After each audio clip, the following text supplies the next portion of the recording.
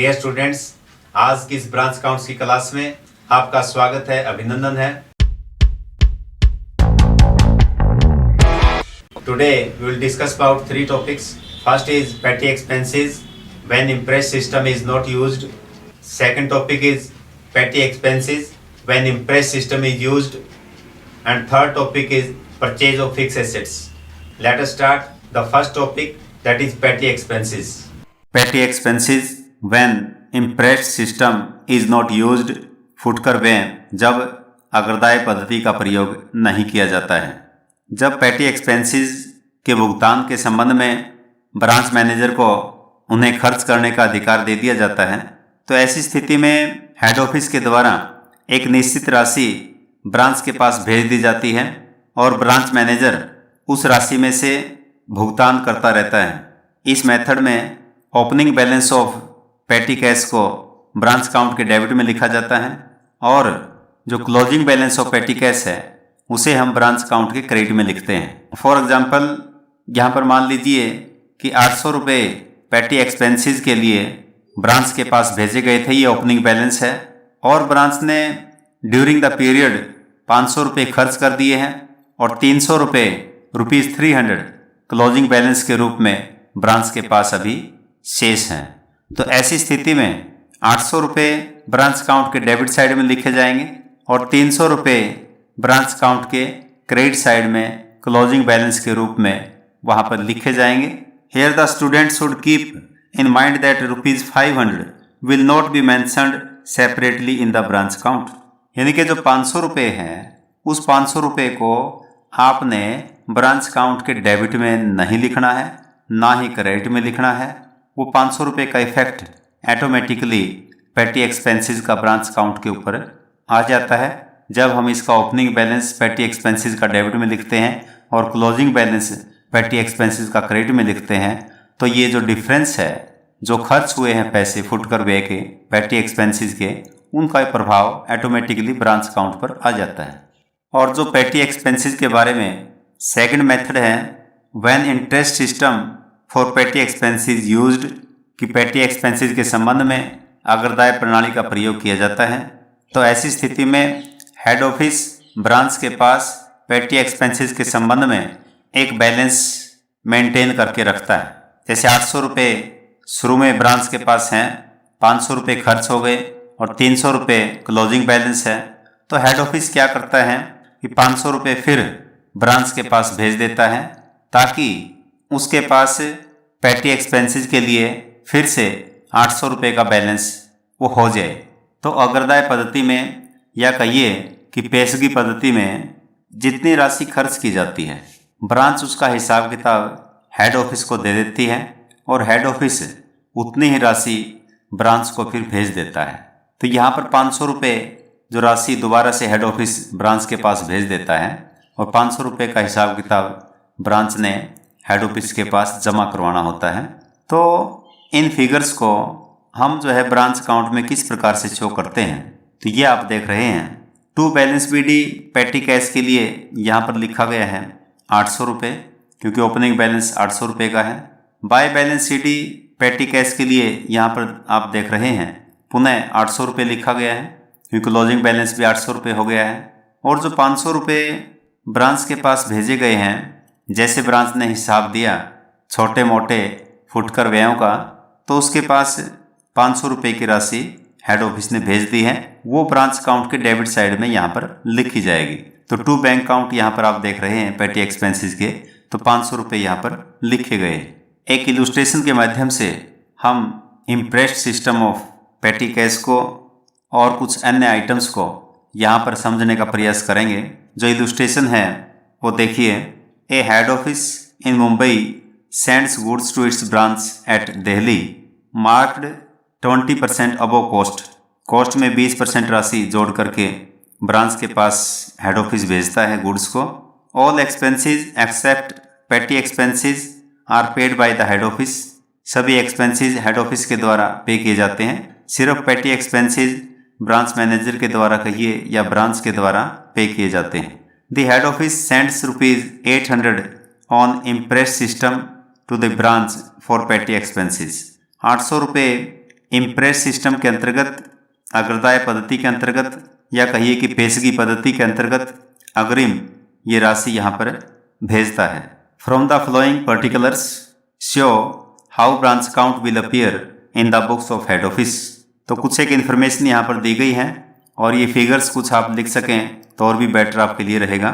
Stock on 1 April 2016 at branch, तो stock का balance यहाँ पर दिया गया है ₹18,000। Debtors on 1 April 2016 ₹30,000। Petty cash in hand on 1 April 2016 ₹800। Good supply to branch ₹60,000। Cash sales ₹10,000। Credit sales ₹68,000। Goods return by debtors ₹2,800। Cash received from debtors ₹60,000। Cash sent to branch for following expenses for rent ₹2,000। आगे salaries के item यहाँ पर हम देख रहे हैं, bracket में लिखा हुआ है ₹300 पर मंथ। 300 रुपये पर मंथ के हिसाब से सैलरी का भुगतान किया जाता है, लेकिन अमाउंट हम यहाँ पर देख रहे हैं ₹2,400 लिखा हुआ है। अगर हम 12 महीने की सैलरी देते हैं जैसा कि क्वेश्चन में डेट्स दी गई हैं तो ₹3,600 का टोटल अमाउंट बनता है, लेकिन यहाँ पर जो पेमेंट दिखाई गई है ₹2,400 की दिखाई गई है। तो इसलिए यहाँ पर 1,200 रुपये की सैलरी, ₹1,200 की सैलरी वो आउटस्टैंड करेगी, उसको हम ब्रांच अकाउंट में दिखाएंगे। For insurance paid up to 30 June 2017 ₹600। Petty expenses paid by the branch ₹700। Bad debts ₹1,200। Stock on 31 March 2017, तो ये क्लोजिंग स्टॉक है ₹15,000। तो ये इन्फॉर्मेशन कुछ यहाँ पर दी गई है। तो हमने ब्रांच अकाउंट यहाँ पर तैयार करना है। पेटी कैश के संबंध में इम्प्रेस सिस्टम यहाँ पर अडॉप्ट किया गया है और फिर ये जो ब्रांच है इस ब्रांच को इनवॉइस प्राइस पर गुड्स भेजी जाती हैं 20% अबव कॉस्ट, जैसे हमने इसमें देखा है, और उधार बिक्री भी ब्रांच करती है क्योंकि डेटर्स यहाँ पर दिए गए हैं। तो इस प्रकार के क्वेश्चन में सबसे पहले हमने मेमोरेंडम ब्रांच डेटर्स अकाउंट बनाना चाहिए और इसके डेबिट साइड में हम यहाँ पर लिखेंगे to balance BD, opening balance of debtors है ₹30,000 का। टू क्रेडिट सेल्स ₹68,000, ये क्वेश्चन में दी गई है। और फिर क्रेडिट साइड में हम यहाँ पर आइटम्स लिखेंगे, ऐसी आइटम्स जिनसे डेटर्स की राशि कम हो जाती है, जैसे कैश रिसीव्ड फ्रॉम डेटर्स, तो ये आइटम हम यहाँ पर लिखेंगे 60,000 की, by cash received from debtors. फिर यहाँ पर लिखा है बाय सेल्स रिटर्न्स ₹2,800 और फिर बाय बैड डेट्स ₹1,200। तो ये आइटम्स जो डेटर्स अकाउंट से रिलेटेड है वो आइटम यहाँ पर लिखी गई है। इसके बाद सभी आइटम्स लिखने के उपरांत हमने बैलेंस निकालना है यहाँ पर। तो ब्रांच डेटर्स का बैलेंस यहाँ पर हम देख रहे हैं ₹34,000। तो एक बैलेंसिंग फिगर के रूप में इसको यहाँ पर कैलकुलेट किया गया है क्योंकि ये क्वेश्चन के अंदर नहीं दिया गया था और क्लोजिंग बैलेंस ऑफ डेटर्स की आवश्यकता हमें ब्रांच अकाउंट में होती है, वहाँ पर इसको हमने लिखना होता है क्लोजिंग बैलेंस के रूप में। और अब हम ब्रांच अकाउंट यहाँ पर तैयार करेंगे। सबसे पहले ब्रांच अकाउंट में ओपनिंग बैलेंसेज को यहाँ पर लिखा गया है, तो टू बैलेंस बीडी करके यहाँ पर जो ओपनिंग स्टॉक है उसको हम लिख रहे हैं 18,000। जो डेटर्स का ओपनिंग बैलेंस है ₹30,000 और जो पेटी कैश का जो ओपनिंग बैलेंस है जो क्वेश्चन में दिया गया है 800 रुपये का है। तीनों आइटम्स का जोड़ करके 48,800 यहाँ कॉलम में लिखा गया है। और फिर गुड्स ब्रांच को भेजी गई हैं तो उसके लिए एंट्री यहाँ पर की गई है to goods supplied to branch account ₹60,000। और फिर ब्रांच को एक्सपेंसेस के लिए जो राशि भेजी है तो उसके लिए एंट्री यहाँ पर की गई है टू बैंक अकाउंट।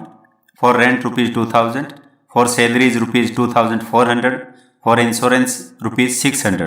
तो 3 एक्सपेंसेस के लिए ये राशि भेजी गई है और टोटल इनका हमने यहाँ कॉलम में लिख दिया है।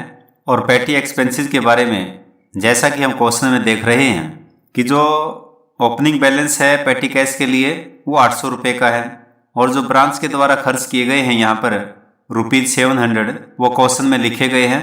तो 700 रुपये जो ब्रांच ने पेटी एक्सपेंसेस के लिए खर्च किए हैं वो 700 रुपये हेड ऑफिस के द्वारा ब्रांच को यहाँ पर पे किए जाएंगे क्योंकि इम्प्रेस सिस्टम ऑफ पेटी कैश यहाँ पर अपनाया गया है, अग्रदाय पद्धति को यहाँ पर अपनाया गया है, इसलिए 700 रुपये की राशि यहाँ पर ब्रांच के पास भेजी जाएगी। तो उसके लिए एंट्री यहाँ पर की गई है टू बैंक अकाउंट, ब्रैकेट में हम पेटी एक्सपेंसेस यहाँ पर लिख सकते हैं। तो 700 रुपये की आइटम ये इस प्रकार से हमने यहाँ लिखनी है। और ब्रांच अकाउंट के क्रेडिट साइड में हम आइटम्स लिखेंगे। तो वहाँ पर सबसे पहले by balance BD as on 1 April 2016 वहाँ पर लिखेंगे, यानी कि जो बैलेंसेज लास्ट ईयर से यहाँ पर लाए गए हैं उनको हम यहाँ पर लिखते हैं। इस क्वेश्चन में स्टॉक रिजर्व की राशि बनती है, जो ओपनिंग स्टॉक में मार्जिन की राशि शामिल की गई है वो अमाउंट यहाँ पर स्टॉक रिजर्व के सामने लिखा जाएगा। जैसा कि हमने क्वेश्चन में देखा ₹18,000 ओपनिंग स्टॉक वहाँ पर दिखाया गया था, तो उसका हम 20 और 120 करेंगे, जो राशि बनती है ₹3,000 की। तो ये ओपनिंग स्टॉक रिजर्व के रूप में हम यहाँ पर इसकी एंट्री करते हैं। और फिर क्रेडिट साइड में हम यहाँ आइटम्स लिखेंगे बाय बैंक अकाउंट, क्योंकि ब्रांच ने जो सेल्स की है और डेटर से अमाउंट रिसीव किया है उसकी राशि ब्रांच हेड ऑफिस के पास भेजती है।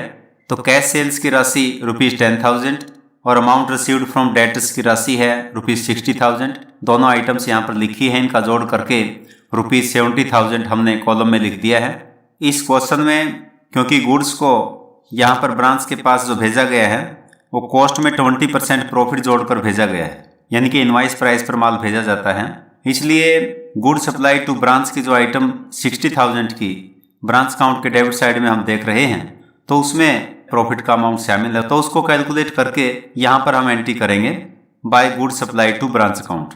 तो 60,000 के ऊपर हम कैलकुलेशन करेंगे 60,000 मल्टीप्लाई बाय 20 और डिवाइड बाय 120, क्योंकि कॉस्ट के ऊपर यहाँ पर मार्जिन मनी को जोड़ा गया है, इसलिए 20 और 120 यहाँ पर किया जाएगा। तो 10,000 रुपये बनते हैं। तो इसके लिए एंट्री हमने यहाँ पर की है by good supply to branch account ₹10,000। और फिर यहाँ पर क्लोजिंग बैलेंसेज हैं जो आगे ले जाए जाएंगे, उनकी एंट्री हमने यहाँ पर करनी होती है बाय बैलेंस CD करके, और ब्रैकेट में डेट यहाँ पर लिखी गई है एज ऑन 31 मार्च 2017। एक तो क्लोजिंग बैलेंसेज में यहाँ पर हम क्वेश्चन में देख रहे थे कि स्टॉक की आइटम वहाँ पर दी गई है 15,000 की, वो हमने लिखनी है। एक क्लोजिंग डेटर्स जो हमने मेमोरेंडम ब्रांच डेटर्स अकाउंट बना करके राशि को फाइंड आउट किया था ₹34,000, और एक पेटी कैश का बैलेंस हमने यहाँ पर लिखना है ₹800, जो ओपनिंग बैलेंस है ₹800, वही सेम बैलेंस यहाँ पर रहेगा ₹800, क्योंकि इम्प्रेस सिस्टम ऑफ पेटी कैश यहाँ पर अडोप्ट किया गया है। और एक मुख्य आइटम यहाँ पर इंश्योरेंस के संबंध में है, वो है प्रीपेड इंश्योरेंस की, क्योंकि क्वेश्चन में जो वो 30 जून 2017 तक की गई है, तो इंश्योरेंस की पेमेंट ये 3 महीने की एडवांस में हो गई। और इसके संबंध में जो राशि बनती है, क्योंकि 600 रुपये 1 वर्ष के लिए दिए गए हैं, तो 3 महीने के लिए 150 रुपये की राशि ये बनती है। तो 150 यहाँ पर प्रीपेड इंश्योरेंस के सामने लिख दिए गए हैं, और इन चारों आइटम्स का जोड़ करके हम कॉलम में 49,950 यहाँ पर लिखते हैं। और जो क्रेडिट साइड में स्टॉक की आइटम हमने लिखी है, इसके अंदर भी मार्जिन की राशि उसमें सम्मिलित है, तो उसके लिए एंट्री हम ब्रांच अकाउंट के डेबिट साइड में यहाँ पर करते हैं, क्योंकि इसमें लोडिंग की राशि है उसको हम आगे लेकर जाते हैं, इसलिए यहाँ पर टू बैलेंस CD करके हम जो है इस अमाउंट को लिखते हैं। और 31 मार्च 2017 को ये बैलेंस हम आगे लेकर जाते हैं। तो स्टॉक रिजर्व या स्टॉक सस्पेंस के सामने हम यहाँ पर अमाउंट कैलकुलेट करके लिखेंगे, क्योंकि 15,000 रुपये का स्टॉक यहाँ पर शेष रहता है, और 15,000 रुपये को 20 से हम यहाँ पर मल्टीप्लाई करेंगे और 120 से यहाँ पर डिवाइड करेंगे, क्योंकि कॉस्ट के ऊपर यहाँ पर 20% की दर से प्रॉफिट जोड़कर भेजा गया है। तो यहाँ पर जो राशि बनती है स्टॉक रिजर्व की वो ₹2,500 बनती है, वो हमने यहाँ पर लिखी है। और ठीक इसी प्रकार से क्वेश्चन में हम देख रहे थे कि वो 300 रुपये पर मंथ के हिसाब से जो सैलरी की पेमेंट की जाती है, और टोटल अमाउंट अगर हम देखें तो 12 मंथ का 300 रुपये के हिसाब से ₹3,600 बनता है। लेकिन क्वेश्चन में जो पेमेंट यहाँ पर दिखाई गई है ₹2,400 की दिखाई गई है। तो रिमेनिंग जो ₹1,200 यहाँ पर बैलेंस रहता है वो आउटस्टैंडिंग सैलरीज का रहता है, इसलिए आउटस्टैंडिंग सैलरीज की इस आइटम को हम एक लाइबिलिटी के रूप में नेक्स्ट ईयर में बैलेंस के रूप में लेकर जाएंगे। तो यहाँ पर हम आउटस्टैंडिंग सैलरीज की आइटम ₹1200 लिखेंगे और इन दोनों आइटम्स का जोड़ करके इसे हम कॉलम में लिखेंगे ₹3700।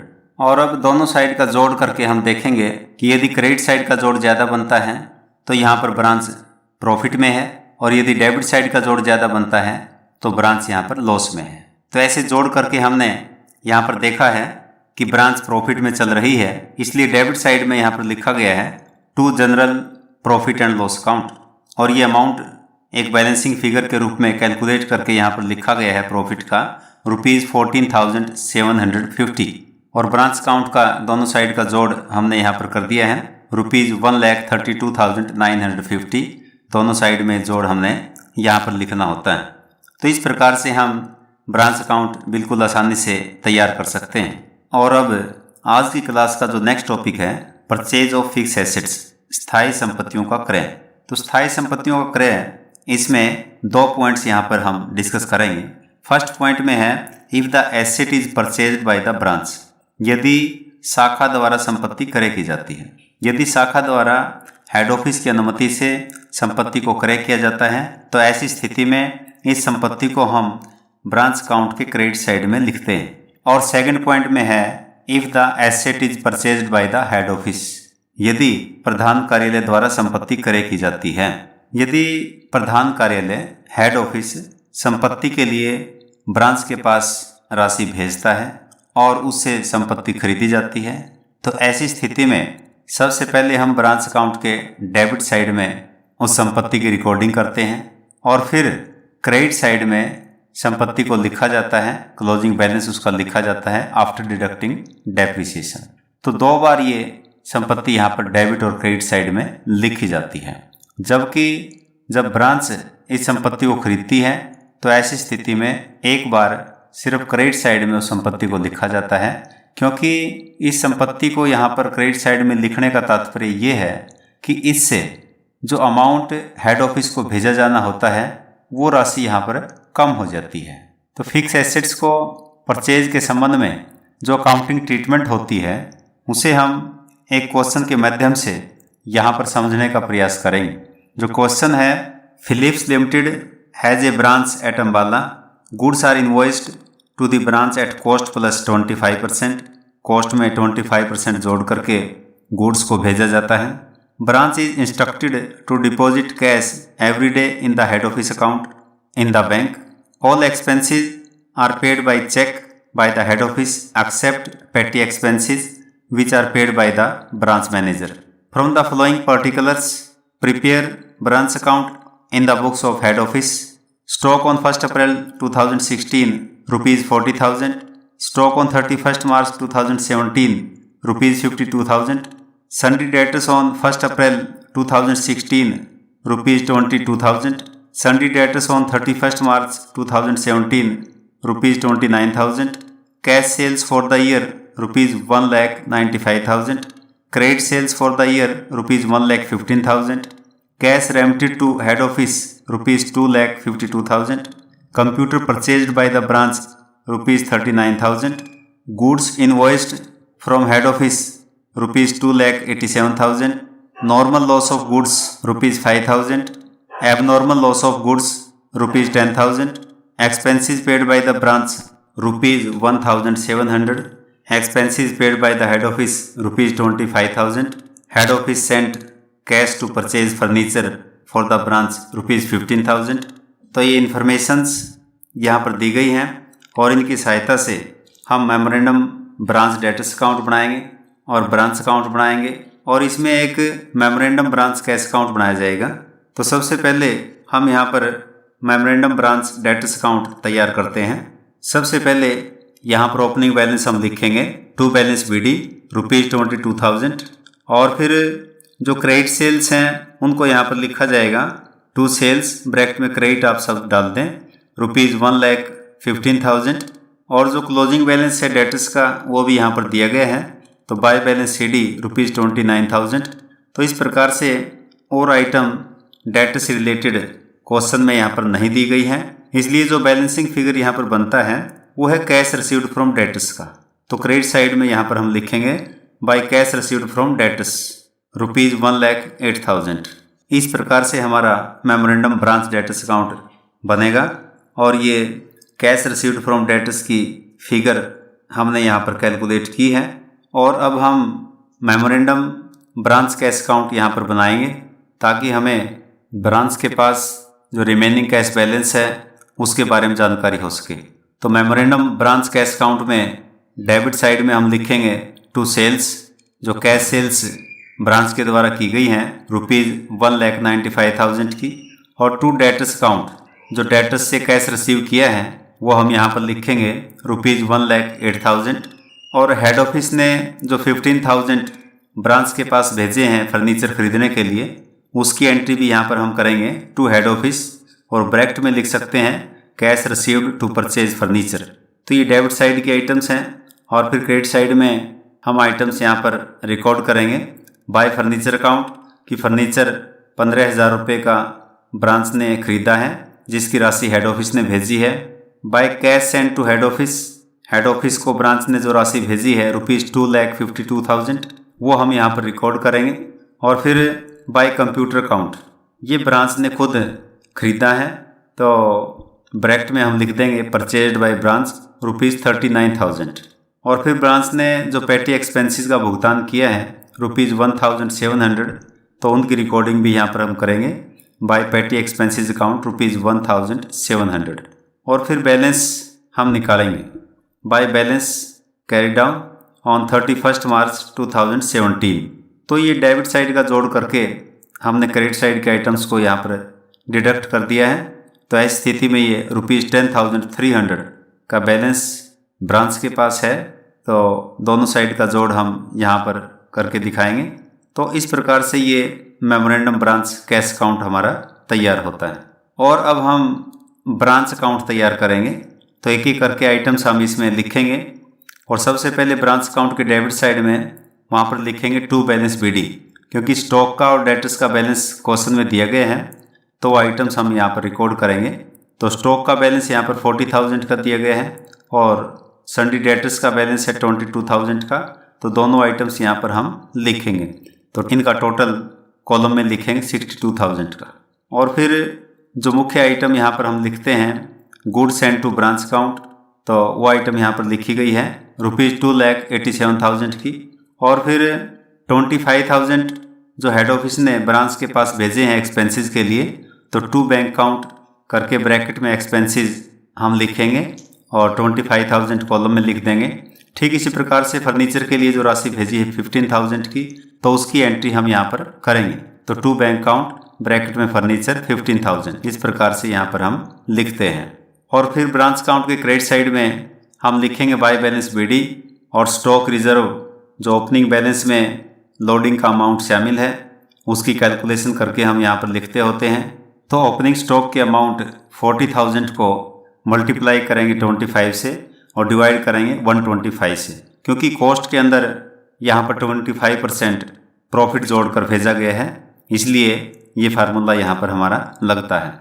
और ये अमाउंट जो बनता है ₹8,000 का, इसे हम कॉलम में यहाँ पर लिखेंगे। और फिर गुड्स सेंड टू ब्रांच की जो आइटम है ₹2,87,000 की, इसका भी हम 25 और 125 करेंगे तो 57,400 का ये लोडिंग का अमाउंट जो है इसमें सम्मिलित था, इसको भी हम यहाँ पर कॉलम में लिखेंगे। और फिर ब्रांच ने जो राशि हेड ऑफिस को भेजी है उसके लिए एंट्री हम यहाँ पर करेंगे बाय बैंक अकाउंट ₹2,52,000। और फिर क्लोजिंग बैलेंसेज यहाँ पर लिखे जाएंगे by balance CD as on 31 March 2017, ये ब्रैकेट में आप लिख सकते हैं। तो एक तो स्टॉक की आइटम यहाँ पर हम लिखेंगे 52,000 की, सन्डी डेटर्स का जो क्लोजिंग बैलेंस है 29,000 का वो लिखा जाएगा। कंप्यूटर है 39,000 का जो ब्रांच ने खरीदा है उसको यहाँ पर हम लिखेंगे। और जो फर्नीचर है, फर्नीचर के लिए हेड ऑफिस ने पैसे भेजे थे वो 15,000 का हम यहाँ पर लिखेंगे। और कैश इन हैंड ₹10,300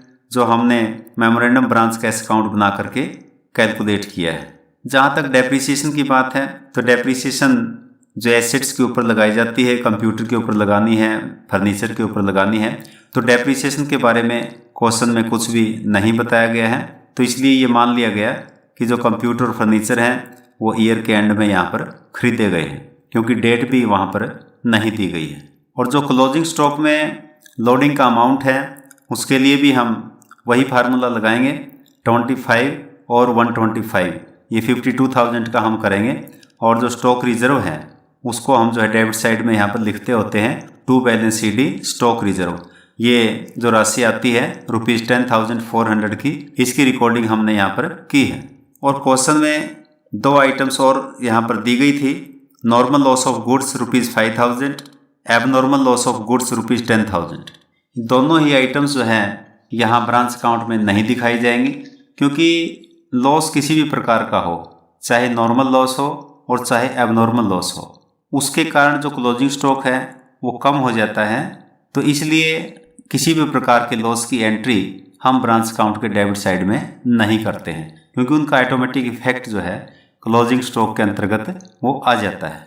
और फिर लास्ट में हम डेबिट और क्रेडिट साइड का यहाँ पर जोड़ करके देखते हैं कि ब्रांच प्रॉफिट में चल रही है या लॉस में चल रही है। तो क्रेडिट साइड का जोड़ हमने यहाँ पर किया है ₹4,62,700, और डेबिट साइड का जोड़ इससे कम है, इसलिए यहाँ पर प्रॉफिट ब्रांच कमा रही है। तो इसलिए यहाँ पर हम लिखेंगे to journal profit and loss account, और ब्रैकेट में लिख सकते हैं प्रॉफिट। तो ये अमाउंट जो यहाँ पर बनता है 63,300 का बनता है, तो वो हम यहाँ पर लिखेंगे। तो इस प्रकार से हम ब्रांच अकाउंट बनाते हैं, और उसमें जो एसेट परचेज की जाती है हेड ऑफिस के द्वारा, उनकी एंट्रीज हम इसमें इस प्रकार से करते हैं। और अब आज की क्लास का सबसे इम्पोर्टेंट पार्ट हम यहाँ पर डिस्कस कर रहे हैं कि जो एग्जाम्स आपके होते हैं उसमें जो क्वेश्चन आपके आएंगे, उन क्वेश्चंस के बारे में यहाँ पर हम डिस्कस करेंगे। एक तो आपका 4 मार्क्स का क्वेश्चन बनता है, what do you mean by impressed system for petty expenses. तो पेटी एक्सपेंसेस के लिए जो इम्प्रेस्ड सिस्टम है उसके बारे में आपने यहाँ पर बताना है, और एग्जाम्पल के माध्यम से आप यहाँ पर एक्सप्लेन करते हैं तो वो आपके लिए बेटर रहेगा। और ठीक इसी प्रकार से 4 मार्क्स का क्वेश्चन कई बार न्यूमेरिकल शेप में भी आपका वहाँ पर देखने को मिलता है। Goods are sent from head office to a branch at a price so as to include a 20% profit on cost price. What will be the amount of reserve on closing stock of ₹55,000 at the branch? तो 55,000 का branch के पास stock है, तो उसमें stock reserve कितने रुपए का यहाँ पर बनेगा वो आपको जो है बताना होता है। तो ये आपने मुख्य रूप से क्वेश्चन में देखना होता है कि जो प्रॉफिट है वो कॉस्ट प्राइस के ऊपर है या फिर इनवॉइस प्राइस पे है, सेलिंग प्राइस पे है या ट्रांसफ़र प्राइस पे है। Transfer price, selling price, invoice price एक ही बात है, जबकि कॉस्ट प्राइस इनसे अलग है। तो इसलिए दोनों केसेस में अलग अलग फार्मूले हमारे लगते हैं। तो ये 4 नंबर का क्वेश्चन छोटा भी देखने को वहाँ पर मिल सकता है। और एक न्यूमेरिकल क्वेश्चन हम यहाँ पर देख रहे हैं, अगर आप नोट करना चाहें तो नोट भी कर सकते हैं। A head office has a branch at Srinagar, goods are invoiced to branch at 25% above selling price. Branch is instructed to deposit cash every day in the head office account in the bank. All expenses are paid by check by the head office except petty cash expenses which are paid by the branch manager. From the following particulars, prepare branch account in the books of head office. Stock on 1st April 2016 ₹6,000. Stock on 31st March 2017 ₹5,200. Debtors on 1st April 2016 ₹4,000. Debtors on 31st March 2017 ₹2,800. Cash sales ₹20,000. Credit sales ₹15,000. Cash remitted to head office ₹32,000. Furniture purchased by branch manager ₹2,000. Goods invoiced from head office ₹42,000. Expenses paid by head office ₹3,000. Expenses paid by branch ₹200. Cash sent to branch for purchase of safe ₹1,500. तो ये question हमारा यहाँ पर दिया गया है। तो इस क्वेश्चन को आप आसानी से सोल्व कर सकते हैं और आंसर्स भी यहाँ पर दिए गए हैं। डियर स्टूडेंट्स, आज हमने पेटी एक्सपेंसेस के बारे में जानकारी हासिल की। इम्प्रेस सिस्टम ऑफ पेटी एक्सपेंसेस के बारे में विस्तार से यहाँ पर हमने चर्चा की। इसके साथ साथ purchase of asset bye the head office and purchase of asset bye the branch, इसके बारे में अकाउंटिंग ट्रीटमेंट के ऊपर चर्चा की है। इस आशा और उम्मीद के साथ कि आपको आज के टॉपिक्स समझ में आ गए हैं।